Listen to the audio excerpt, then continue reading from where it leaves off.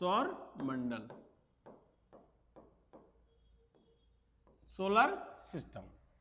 सौरमंडल क्या है? सौरमंडल बेसिकली सूर्य एवं उसके सन प्लस 8 प्लैनेट ना, सूर्य उसके 8 ग्रह, लगभग 172 उपग्रह, सब प्लैनेट,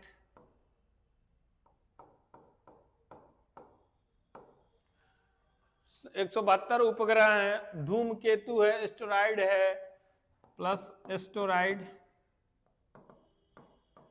प्लस क्षुद्र ग्रह प्लस etc। मतलब अगर इस सौरमंडल को हम देखें तो सूर्य, उसके 8 उपग्रह, 8 ग्रह, 132 उपग्रह, धूमकेतु, उल्काएं, क्षुद्र ग्रह आदि से मिलके सौरमंडल का निर्माण हुआ है। इसी को बोलते हैं सौरमंडल। ठीक है, सूर्य जन्मदाता इसका, इस पूरे सौरमंडल का जन्मदाता कौन है? सूर्य है। इसका जन्मदाता किसको माना गया है? सूर्य को माना गया। क्यों? क्योंकि सूर्य से ही हमें क्या मिलता है? प्रकाश, लाइट और प्लस ऊर्जा, एनर्जी। इस पूरे सौरमंडल का जन्मदाता सूर्य को कहा गया, सूर्य को माना गया। क्यों? क्योंकि सूर्य से हमें प्रकाश मिलता है, लाइट मिलती है और ऊर्जा, हमें एनर्जी मिलता है, उष्मा मिलता है। तो इसीलिए इस पूरे सौरमंडल का जन्मदाता क्या है? सूर्य है। और हम इसके पहले पढ़ भी चुके हैं पिछली क्लास में कि सूर्य के ही मंडल को सौरमंडल कहते हैं।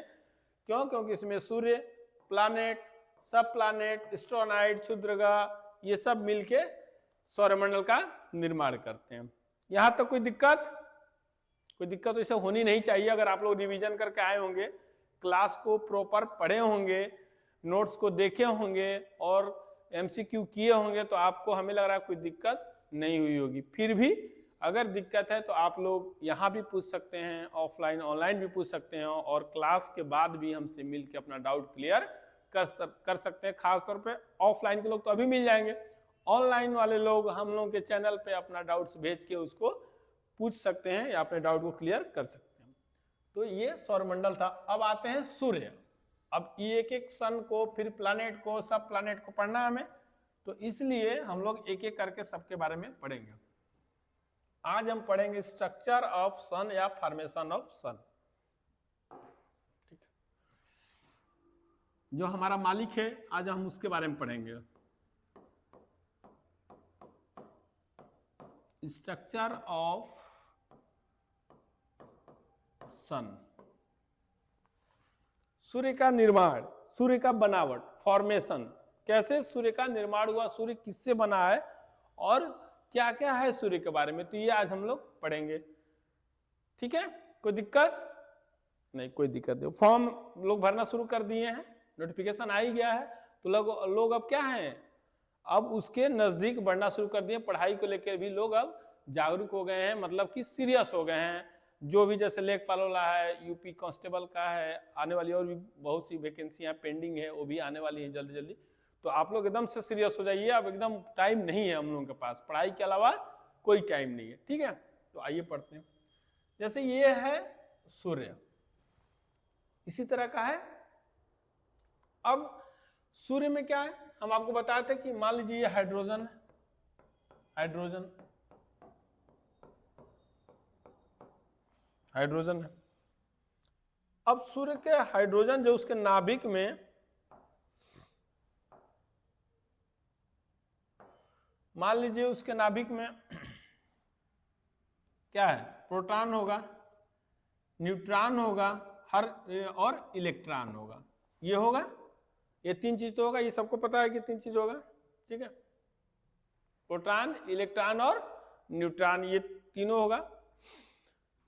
सूर्य का जो भाग हम सीधे देखते हैं, जैसे अभी हम मान लीजिए सूर्योदय हुआ, अभी सूर्य निकला हुआ है, सब अभी तो नहीं निकला है क्योंकि मौसम खराब है, लेकिन जब भी सूर्य निकले तो सूर्य जो हमें सीधे दिखाई देते हैं उसको क्या बोलते हैं? उसको बोलते हैं, जो हमें सीधे आंखों से दिखाई देते हैं उसको बोलते हैं प्रकाश मंडल या फोटोस्फीयर। ये मानते हैं सूर्य है, इसको हम सीधे आंखों से देख रहे हैं। तो जो सीधे आंखों से हमें डायरेक्ट दिख जाता है, जो सूर्य निकला और हम देख पाए, तो जो सूर्य निकला हम देख पाए उसी को बोलते हैं क्या? फोटोस्फीयर। फोटोस्फीयर, प्रकाश मंडल। ये क्वेश्चन आया हुआ है, आ भी सकता है कि सीधी आंखों से दिखाई देने वाले सूर्य को हम लोग क्या बोलते हैं? प्रकाश मंडल या फोटोस्फीयर।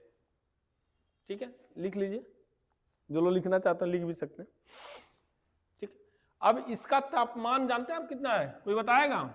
इस फोटो या प्रकाश मंडल का तापमान कितना है? लगभग 6000 डिग्री सेंटीग्रेड, ये इसका तापमान है। इसका तापमान अगर आप देखें तो लगभग 6000 डिग्री सेंटीग्रेड। ठीक है, और कोई कुछ? ठीक, बढ़िया, बहुत बढ़िया। इसके अलावा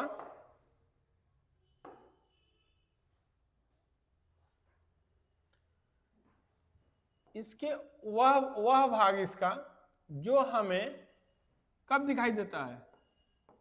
सूर्य ग्रहण के समय दिखाई देता है। सूर्य ग्रहण के समय दिखाई देता है, अर्थात ये जो लालिमा है, लाल कलर का हमें दिखाई देता है सूर्य ग्रहण के समय, इसको बोलते हैं कोरोना। इसको क्या बोलते हैं? ये जो हमें दिखाई दे रहा है लाल लाल, इसको बोलते हैं कोरोना। कोई दिक्कत? इसको क्या बोलते हैं? कोरोना। हाँ बताइए।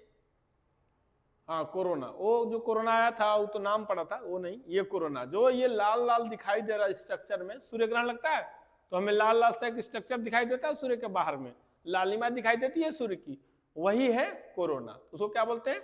कोरोना बोलते हैं।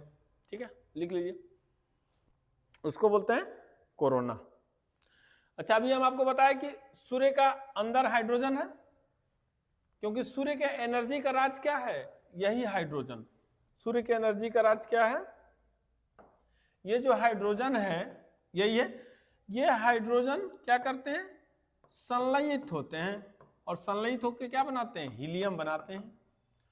1s2 + 1s2 2He4 बनता है, और यही क्या है? सूर्य की ऊर्जा का राज है, सूर्य के जीवन का तथ्य है, जीवन का मूल है। अगर ये बनना फॉर्मेशन कम हो गया तो सूर्य की आयु क्या हो जाएगी? धीरे धीरे समाप्त हो जाएगी। इसका मतलब कि ये बनना अति आवश्यक है। तो हाइड्रोजन हाइड्रोजन मिलके 2He4 का हीलियम का निर्माण करते हैं, और यही हीलियम क्या है?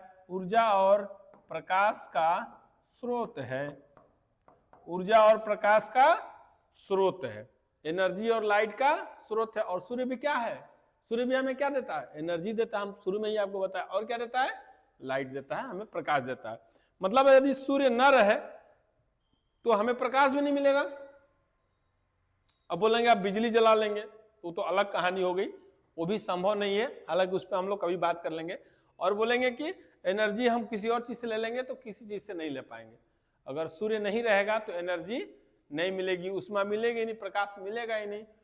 जब प्रकाश ही नहीं मिलेगा तो पेड़ पौधे नहीं रहेंगे, जब पेड़ पौधे नहीं रहेंगे तो ऑक्सीजन नहीं रहेगा, जो ऑक्सीजन नहीं रहेगा तो हमको हवा ही नहीं मिलेगी, और जब हमें ऑक्सीजन नहीं मिलेगी तो हम क्या हो जाएंगे? फिर काम खत्म, कहानी द एंड हो जाएगी हमारी। तो कहानी द एंड हो, इससे पहले जरूरी है कि सूर्य के फॉर्मेशन को समझें, और सूर्य के फॉर्मेशन में जो जो तथ्य जरूरी हैं, जो एलिमेंट्स जरूरी हैं सूर्य को बनने के लिए, रहने के लिए, उसे हम प्रोवाइड करें। जैसे कि पेड़ पौधों का रहना बहुत जरूरी है, नदी झील का रहना बहुत जरूरी है, पानी का रहना बहुत जरूरी है। तो इसका हम ऐसा ना करें, हम अधिक से अधिक मात्रा में पेड़ पौधे लगाएं और जीवन बचाएं, ये कहा भी जाता है। तो आते हैं हम इस पे। सूर्य के ये जो बाहर सूर्य ग्रहण के समय दिखाई देने वाला सूर्य का ये लालिमा युक्त आकृति, बाहरी हिस्सा कोरोना कहलाता है। इसके अंदर ये जो भाग है, जो सूर्य हमेशा हम अपनी नंगी आंखों से देख पाते हैं, सूर्य को हम अपनी डायरेक्ट आंखों से देख पाते हैं, उसको बोलते हैं फोटोस्फीयर, प्रकाश मंडल, फोटोस्फीयर। उसका तापमान लगभग 6000 डिग्री सेंटीग्रेड होता है, और इसका जो है ये कोरोना है, ये लालिमा के रूप में रखता है। अब जब यहाँ का टेम्परेचर बहुत हाई होता है या फिर नाभिक का विखंडन होता है, तो ये जो इलेक्ट्रॉन है, ये इलेक्ट्रॉन अपने नाभिक छोड़ के मान लेते हैं यहाँ आ जाता है। ये जो इलेक्ट्रॉन है ये अपने नाभिक को छोड़ के बाहर आ गया, अपने गुरुत्वाकर्षण एरिया को छोड़ के बाहर आ गया। ये कहाँ आ गया? लगभग इस अंतरिक्ष में आ गया। सपोज करिए कहाँ आ गया? अंतरिक्ष में।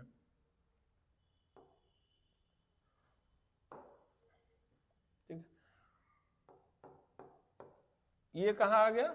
यूनिवर्स में आ गया, कहीं ब्रह्मांड में आ गया इधर। अब यहां पे सपोज करिए पृथ्वी है, यहां पे अर्थ है, ये है पृथ्वी। ठीक है, इसका गुरुत्वाकर्षण बल, जब ये अपने गुरुत्वाकर्षण बल को छोड़ के अंतरिक्ष में आएगा तब इस पे कोई ना कोई गुरुत्वाकर्षण बल काम करेगा इस इलेक्ट्रॉन पे।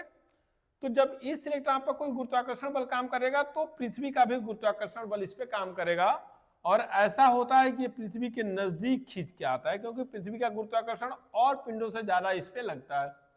तो जब ये यहां से निकला, यहां आया, जब यहां आएगा तो ऐसा तो है नहीं कि डायरेक्ट कोई मशीन है जो फेंक देगी इसको, या फिर बिना जो इस अंतरिक्ष में, जो स्पेयर में पूरे अंतरिक्ष में जो चीज है रुके हुए, जैसे कि धूल के कण हैं, पार्टिकल्स हैं, गैस हैं, छोटे छोटे डस्ट हैं, इससे भी टकराएगा। तो ये जब यहाँ आता है तो टकरा के फिर कहाँ? यहाँ तक पहुंचता है।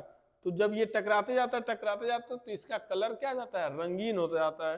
तो फिर यहाँ आते आते ये रंगीन दिखाई देने लगता है। इसको थोड़ा ऊपर बना लेते हैं, या ठीक है यहीं पर अंदर। तो इसको ये रंगीन दिखाई नहीं लेता है, इसी को बोलते हैं सोलर फ्लेयर। जब यहां से टूट के यहां आता है तो इसको बोलते हैं सोलर फ्लेयर। इसको बोलते हैं सोलर फ्लेयर, सोलर फ्लेयर्स। ठीक है, ये इलेक्ट्रॉन को बोलते हैं सोलर फ्लेयर्स। समझ में आ रहा है? दिखाई दे रहा है?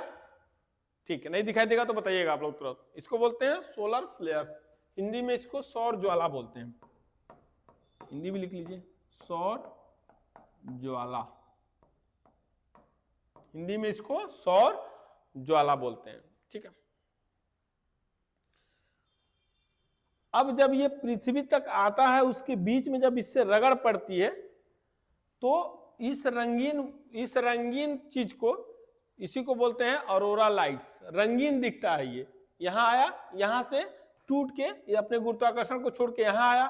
जब ये अंतरिक्ष में आया तो उसको सोलर फ्लेयर्स बोलते हैं, सौर ज्वाला बोलते हैं। लेकिन अंतरिक्ष में आया तो कोई ना कोई इसको पिंड अपने तरफ खींचेगा, तो उस पिंड में पृथ्वी भी है, पृथ्वी भी अपने तरफ अपने गुरुत्वाकर्षण कारण इसको अपने तरफ खींचती है। तो जब पृथ्वी अपने तरफ खींचती है तो ऐसा तो है नहीं कि यहाँ से उल्टा पृथ्वी तुरंत खींच के अपने पास रख लेगी। दूरियां हैं, लाखों किलोमीटर की दूरी है। तो उस लाखों किलोमीटर की दूरी को तय करते हुए पृथ्वी के गुरुत्वाकर्षण में आने में जो बीच में इसको व्यवधान मिलता है, जिससे ये टकराता है, रगड़ खाता है, उसमें गैसें हैं, छोटे छोटे पार्टिकल्स हैं, ये इस तरह की कई चीजें हैं। तो जब यहां से लेके आने में जो रगड़ खाता, तो रगड़ खाने से, इन सब चीजों के बाधा से होते हुए आने से ये रंगीन हो जाता है। तो इसी को बोलते हैं ऑरोरा लाइट्स या रंगीन प्रकाश। यहां तक आने में इसको बोलते हैं ऑरोरा लाइट्स। मान लीजिए यहां आ गया ये, अब यहां आ गया तो इसको बोलते हैं ऑरोरा लाइट्स, ऑरोरा लाइट्स या ऑरोरा प्रकाश। ये भी क्वेश्चन आया हुआ है। ठीक है, ऑरोरा लाइट्स, हाँ लिखिए, लिख लीजिए, इसी को बोलते हैं ऑरोरा लाइट्स। ठीक है, ऑरोरा प्रकाश, ऑरोरा एस्ट्रोलाइट्स भी बोलते हैं इसको, ऑरोरा एस्ट्रोलाइट्स बोलते हैं, एस्ट्रोलाइट्स भी, ऑरोरा एस्ट्रोलाइट्स भी बोलते हैं इसको। ठीक है, लेकिन ये कहां बोलते हैं, ये भी क्वेश्चन आया था। ये जो आप देख रहे हैं, ये चीज, ये इस पृथ्वी के नजदीक जब आता है ये इलेक्ट्रॉन, तो जो पृथ्वी के साउथ हिस्सा है, पृथ्वी के भी दो होंगे, एक नॉर्थ होगा, ये साउथ होगा, तो जो ये ऑरोरा एस्ट्रोलाइट्स है इसको साउथ में बोलते हैं। मतलब पृथ्वी के दक्षिणी भाग पर सौर फ्लेयर्स को ऑरोरा एस्ट्रोलाइट्स बोलते हैं, ऐसा समझिए। ठीक है, टूट के यहाँ से अपने गुरुत्वाकर्षण बल गुरुत्वाकर्षण क्षेत्र को छोड़ के यहाँ आया। जब यहाँ आया बाहर में अंतरिक्ष में, तो अंतरिक्ष में जो इलेक्ट्रॉन तैर रहे हैं, घूम रहे हैं, उसको सोलर फ्लेयर्स बोलते हैं। और यही सोलर फ्लेयर्स जब पृथ्वी के दक्षिणी भाग पे हमें दिखते हैं, दक्षिणी ध्रुव पे देखते हैं, तो उस दक्षिणी ध्रुव पे देखे जाने वाले सोलर फ्लेयर्स को अरोरा, प्रकाश या अरोरा ऑस्ट्रेलाइट्स बोलते हैं। ठीक, कोई डाउट? इसका मतलब कि अगर ये दक्षिणी छोर पे दिख रहे हैं, दक्षिणी ध्रुव पे दिख रहे हैं, तो उत्तरी ध्रुव पे भी दिखते होंगे। तो इसको भी देख लेते हैं। उत्तरी ध्रुव पे क्या बोलते हैं इसको? ठीक, इसको उत्तरी ध्रुव पे क्या बोलते हैं? यहां तो अरोरा ऑस्ट्रेलाइट्स बोल दिए, तो उत्तरी ध्रुव पे क्या बोलते हैं इसको? अरोरा बोरियालिस। इसको यहां बोलते हैं, इसी सोलर फ्लेम को यहां बोलते हैं अरोरा बोरियालिस।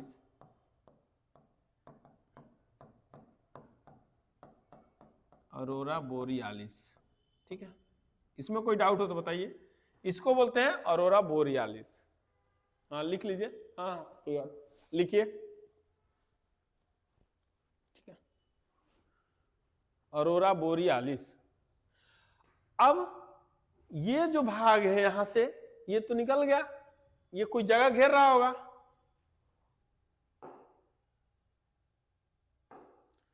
यहां से ये जो इलेक्ट्रॉन निकला, तो इसका मतलब ये एरिया क्या हो गया? ब्लैंक हो गया, खाली हो गया। ठीक है, यहां से निकल के यहां आ गया, तो नाभिक का ये वाला इलेक्ट्रॉन बाहर आ गया, तो ये वाला एरिया जो है ये यहां से खाली हो जाता है, और इसी को बोलते हैं सौर कलंक।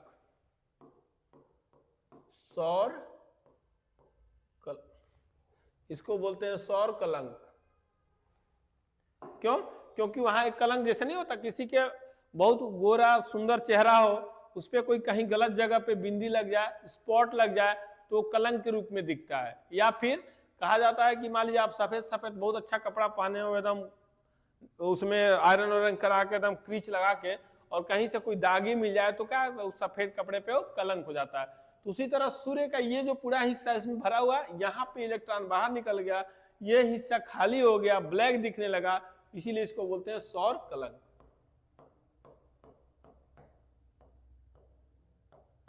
सन स्पॉट, इसको इंग्लिश में बोलते हैं सन स्पॉट, सौर कलंक। लिख लीजिए, सौर कलंक, सन स्पॉट। इसका टेम्परेचर लगभग 1500 डिग्री होता है। ठीक है, इसका टेम्परेचर लगभग 1500 डिग्री होता है, सौर कलंक, सन स्पॉट। अब सूर्य ये वाला हिस्सा, इसका हम बताया था आपको, लगभग 6000 डिग्री सेंटीग्रेड फोटोस्फीयर, प्रकाश संश्लेषण का 6000 डिग्री सेंटीग्रेड टेम्परेचर होता है। बहुत टेम्परेचर है। हम लोग यहाँ पे 100-150 डिग्री पे अगर फ्लेम कर देते हैं, या फिर 1000 पे कर देते हैं, सोचिए कितना होता है। जब इंडक्शन पे आप रखते हैं, तुरंत खौलने लगता है, तुरंत पानी उबलने लगता है, बहुत चीजें उसमें गल जाती है, हड्डियां तक गला देते हैं। इसका मतलब है कि 6000 उतना अगर डिग्री सेंटीग्रेड हो, तो सोचिए कितना टेम्परेचर होगा। इस पे एक कहानी भी आप लोगों को, अगर रामायण देखे होंगे तो याद होगा कि सूर्य का सारथी कौन था? कौन बताएगा? सूर्य का सारथी अरुण।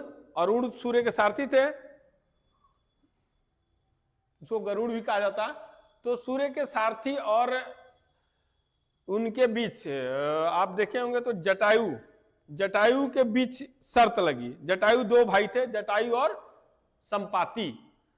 तो जटायु बड़े थे, संपाति छोटे थे। दोनों भाइयों में क्या लगी? शर्त लगी। शर्त लगी तो ये हुआ कि सूर्य को पकड़ लेते हैं। अच्छा, जटायु आप देखे होंगे गिद्ध लोगों का क्या होता है, नजरें बहुत तेज होती है, बहुत दूर तक देखती हैं। तो उनको उन दोनों लोगों में शर्त लगी कि भाई चलते हैं। और सूर्य ऐसा क्या, गरुड़ जी बोलते हैं कि हम तो सूर्य के सारथी हैं, तो हम चलें उनसे मिल लें। वो अपने को बोलते हैं कि हम जहां मन का वहां घूमते रहते हैं। तो हम लोग बहुत तेज बताते हैं कि हम बहुत तेज, हमारी स्पीड बहुत तेज है, तेज गति से हम कहीं भी जा सकते हैं। तो जटायु और संपत्ति बोले कि हम लोग भी देखते हैं कितना तेज है।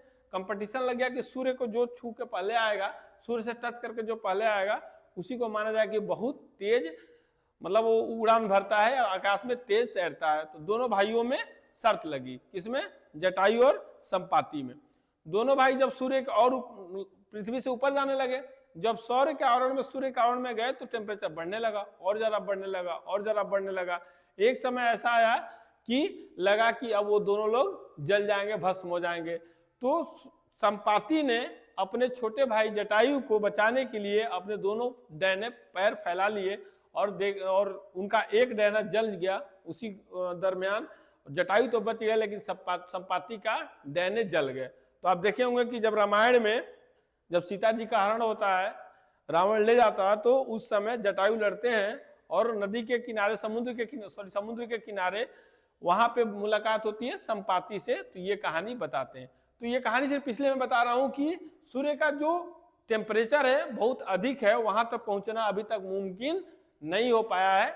गलती से भी कुछ भी भेजा गया है तो जल के भस्म हो गया। अगर उस प्रक्षेपण के लिए भेजा गया, खोज के लिए भेजा गया, तो अभी तक हम नहीं, मतलब वहां तक पहुंच नहीं पाए हैं। तो इसीलिए क्योंकि टेम्परेचर बहुत अधिक है। तो हम आज पढ़ रहे हैं सूर्य का स्ट्रक्चर ऑफ सन, सूर्य का बनावट या उसका फॉर्मेशन। तो हम क्या पढ़े अभी तक? हम ये पढ़े कि जो सूर्य है ये पूरा सूर्य है, उसके केंद्र में क्या है? गैसें हैं, खासतौर पर हाइड्रोजन के। उसके अपना नाभिक है। सूर्य के नाभिक में क्या? इलेक्ट्रॉन, प्रोटॉन, न्यूट्रॉन है।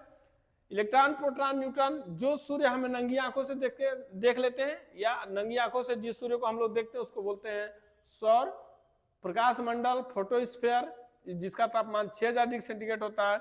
ये हाइड्रोजन, यही सूर्य की क्या है? ऊर्जा के राज हैं, उसके जीवन का राज है। ये हाइड्रोजन प्लस हाइड्रोजन मिलकर हीलियम बनाते हैं और ये ऊर्जा और प्रकाश के स्रोत हैं।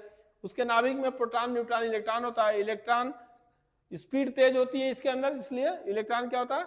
अपने गुरुत्वाकर्षण को छोड़ के बाहर आ जाता है। जब वो अंतरिक्ष में आता है तो उसको सोलर फ्लेयर्स बोलते हैं, सौर ज्वाला बोलते हैं। ये सोलर फ्लेयर्स चूंकि अंतरिक्ष में है तो इस पर किसी न किसी पिंड का गुरुत्वाकर्षण बल काम करेगा। उसी में पृथ्वी का गुरुत्वाकर्षण बल काम करता है और उसको अपनी तरफ खींचता है। जब ये सोलर फ्लेयर्स दक्षिणी ध्रुव पे आते हैं पृथ्वी के, तो उस दक्षिणी ध्रुव पे उसको अरोरा प्रकाश या अरोरा ऑस्ट्रेलाइज बोलते हैं। वही सौर फ्लेयर्स जब उत्तरी ध्रुव पे आते हैं तो उत्तरी ध्रुव पे इसको अरोरा बोरियालिस बोलते हैं। सूर्य का रंगीन भाग जो लालिमा लिए युक्त होती है, जब सूर्य ग्रहण लगता है, आगे पढ़ेंगे हम लोग सूर्य ग्रहण, चंद्र ग्रहण, तो ये जो लाल लाल दिखता है हमें लालिमा युक्त सूर्य दिखता है। इस लालिमा युक्त सूर्य को अर्थात सूर्य ग्रहण के समय दिखाई देने वाले सूर्य को कोरोना बोलते हैं। तो ये सूर्य ग्रहण के समय दिखाई देता है और हमें नंगी आंखों से देखने के लिए मना किया जाता है। तो ये है सूर्य, ये है सूर्य का फॉर्मेशन। अब हम सूर्य से संबंधित कुछ तथ्य हैं जिसे अगले क्लास में हम लोग देखेंगे। आज इतना ही। आप लोग बार बार मैं इस चीज को कह रहा हूं, कुछ लोग तो करके आए, कुछ लोग नहीं भी करके आए, तो भैया रिवीजन जरूर करिए आप लोग। ये रिक्वेस्ट है मेरा आप लोगों से कि क्लास को रिवीजन करके जरूर आइए। उससे कई चीज़ आपको नहीं मिलेंगी। जब आप रिवीजन करेंगे तो खुद से भी पढ़ेंगे, कुछ और भी चीज़ नहीं मिलेगी, वो आपको बताया जाएगा। और डाउट भी जो आपके क्लियर होंगे। एमसीक्यू आप मैक्सिमम अधिक से अधिक एमसीक्यू भी लगाइए ताकि पढ़ने में और मजा आए और तैयारी और अच्छे से हमारी हो सके। तो आज के लिए इतना ही। Thank you so much. आपका दिन शुभ हो। नमस्ते।